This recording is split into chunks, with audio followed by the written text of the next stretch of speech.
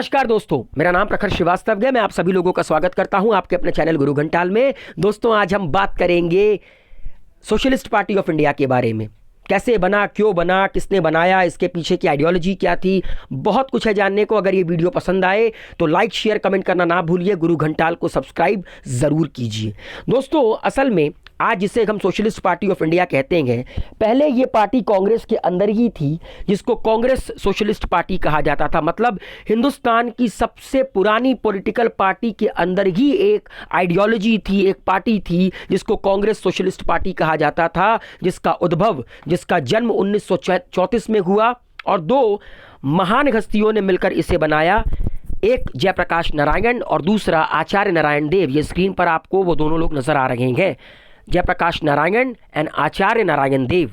अब एक सवाल है कि पार्टी के अंदर एक दूसरा पार्टी बनाने की भावना क्यों जाग पड़ी, का क्या कारण क्या था। देखिए, 1934 में जैसे ही सिविल डिसओबीडियंस मूवमेंट खत्म हुआ, जैसे ही सविनय अवज्ञा आंदोलन खत्म हुआ, कांग्रेस के कुछ मेंबर्स ने कहा कि अब हम लोगों को लेजिस्लेचर के अंदर पार्टिसिपेट करना चाहिए, क्योंकि हम कांग्रेस के बाहर रहकर अंग्रेज़ों के लिए डेडलॉक क्रिएट नहीं कर सकते, अंग्रेज़ों को नहीं रोक सकते। हमें सरकार के अंदर जाकर, लेजिस्लेचर के अंदर जाकर अंग्रेज़ों को रोकना पड़ेगा।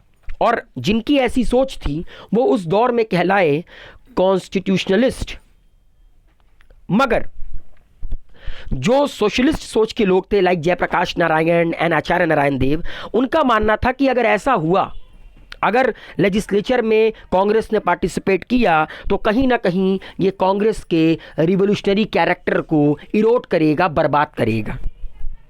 तो इसीलिए इन लोगों ने डिसाइड किया कि कांग्रेस के अंदर ही हम एक पार्टी बनाएंगे जो कि कहलाएगी कांग्रेस सोशलिस्ट पार्टी। जिसको लेजिस्लेचर के अंदर जाना है वो लेजिस्लेचर के अंदर जाए, मगर हम कांग्रेस के अंदर एक नई सोच को जन्म देंगे, कांग्रेस सोशलिस्ट पार्टी के तौर पर, सोशलिज्म के तौर पर। अच्छा, इनकी आइडियोलॉजी क्या होती है या क्या थी। देखिए, पहली चीज तो ये कार्ल मार्क्स के आइडिया में बहुत बिलीव करते थे, गांधी जी के आइडिया में बहुत बिलीव करते थे, लिबरल एंड सोशल डेमोक्रेसी में इनका बहुत बिलीव था। तो ये मार्क्सिस्ट भी थे, गांधीयन भी थे, लिबरल भी थे और सोशलिज्म को भी फॉलो करते थे। Allegiance to Indian National Congress, nationalism and independence was their goal. इनके गोल क्या थे? भारत की आज़ादी और राष्ट्रवाद। They join hand with bourgeois और मिडिल क्लासेस, मतलब इन्होंने मिडिल क्लास के साथ हाथ मिलाया। इनका जो क्रक्स था सोसाइटी का, जो वो सेक्शन जो कि इनका क्रक्स था, वो था middle class. Bringing in workers and peasants so as to create a broad case for Congress. Congress के अंदर इन्होंने कई सारे वर्कर्स को ऐड किया, कई सारे पीजेंट्स को, किसानों को ऐड किया, ताकि जो कांग्रेस की रीच है हिंदुस्तान के डिफरेंट सोसाइटी में वो और बड़ी हो। एबोलिशन ऑफ कैपिटलिज्म, पूंजीवाद खत्म हो, जमींदारी सिस्टम खत्म हो, प्रिंसली स्टेट खत्म हो, राजे रजवाड़े। Incorporate radical socio economic measure for the upliftment of distressed people into the Congress work programme. तो ये इनकी कुछ इंपॉर्टेंट आइडियोलॉजी थी। किनकी? कांग्रेस सोशलिस्ट पार्टी की। अब एक सवाल उठता है कि जब ये सोशलिस्ट पार्टी बनी तो अर्ली सोशलिस्ट कौन कौन थे। देखिए, 1930s के शुरुआत में बिहार, उत्तर प्रदेश, बॉम्बे एंड पंजाब, जहां पर सोशलिस्ट ग्रुप बने। 1933 में नासिक जेल में the idea of forming a socialist party within the Congress was floated by young socialists such as Jayaprakash Narayan, Achyuta Patwardhan, M.R. Masani, N.G. Gore, Ashok Mehta, S.M. Joshi, M.L. दंतवाला। मतलब 1933 में जब ये सारे के सारे civil disobedience movement में participate करने के कारण जेल के अंदर गए थे, तो जेल के अंदर बैठकर ही इन लोगों के दिमाग में ये ख्याल आया कि हम लोगों को ना कांग्रेस के अंदर ही एक अलग सोच को जन्म देना पड़ेगा, एक अलग पार्टी को जन्म देना पड़ेगा। 1934 बनारस में संपूर्णानंद ने एक पैम्पलेट लिखा, which argue for the need for formation of the All India Socialist Party as a Congress wing, जिसमें आर्ग्यूमेंट किया गया कि क्यों कांग्रेस के अंदर एक ऑल इंडिया सोशलिस्ट पार्टी बनाने की ज़रूरत है। Jayaprakash Narayan wrote a book named Why Socialism: The Relevance of Socialism in India. उसके बाद जयप्रकाश नारायण ने एक किताब लिखी थी कि सोशलिज्म की ज़रूरत हिंदुस्तान में क्यों है, समाजवाद की ज़रूरत हिंदुस्तान में क्यों है. Yusuf Meher Ali founded Bombay Provincial Youth League, which played important role in demonstration against Simon Commission and also participated in civil disobedience movement. Ram Manohar Lohia published a journal name Congress socialist. मतलब ये कुछ नाम है जो कि प्रॉपर सोशलिस्ट कहलाए. जयप्रकाश नारायण, यूसुफ मेहर Ali, Ram Manohar Lohia, Ashok Mehta, SM. Joshi. अब एक सवाल है कि कांग्रेस सोशलिस्ट पार्टी का क्या इम्पैक्ट निकल कर आया नेशनल पॉलिटिक्स में.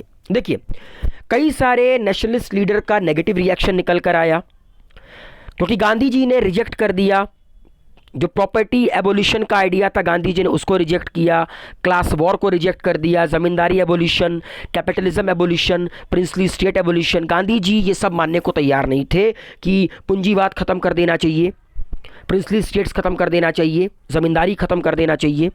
ठीक है. Instead they should act as a trustee of workers, peasants and subject.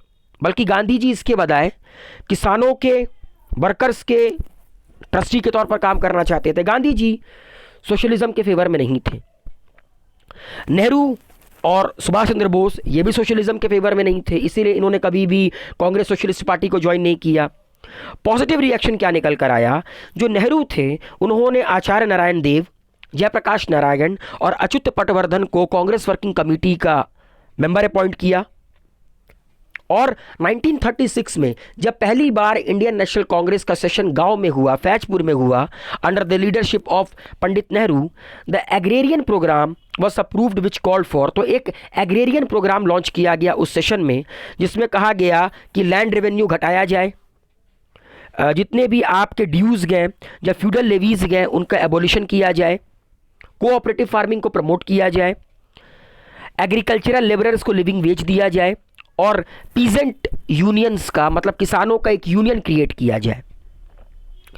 1936 में Indian National Congress asked Congress ministers in provinces to work for safeguard and promoting interest of worker. 1936 में Indian National Congress ने कांग्रेस के minister से कहा कि अपने अपने provinces में वर्कर्स के इंटरेस्ट के लिए, उनके सेफगार्ड के लिए काम कीजिए. CSP made Congress to participate in the domestic movement against rulers of the princely state for civic rights and responsible government. और कांग्रेस सोशलिस्ट पार्टी ने कांग्रेस को मदद किया कि कांग्रेस पार्टिसिपेट करे किस मूवमेंट में? डेमोक्रेटिक मूवमेंट, जो कि जैसे कोई प्रिंसली स्टेट है जिसमें राजे रजवाड़ों के खिलाफ अगर कोई भी डेमोक्रेटिक मूवमेंट चलता था तो कांग्रेस सोशलिस्ट पार्टी ने कांग्रेस को कहीं ना कहीं थोड़ा सा एक कह सकते हैं कि उनसे आवेदन किया, उनसे विनम्र किया कि आप इसमें भी पार्टिसिपेट करें, आप प्रिंसली स्टेट में रहने वाले लोगों की भी बातों को समझें.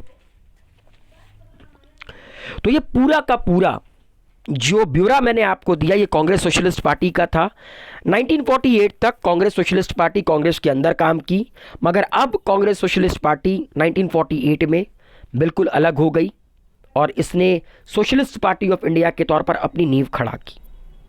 तो उम्मीद है मेरे द्वारा एक्सप्लेन किया गया कांग्रेस सोशलिस्ट पार्टी आप लोगों के समझ में आया होगा. Wish you all a very good luck, take care, goodbye, do subscribe Guru Ghantal and don't forget to press the bell icon.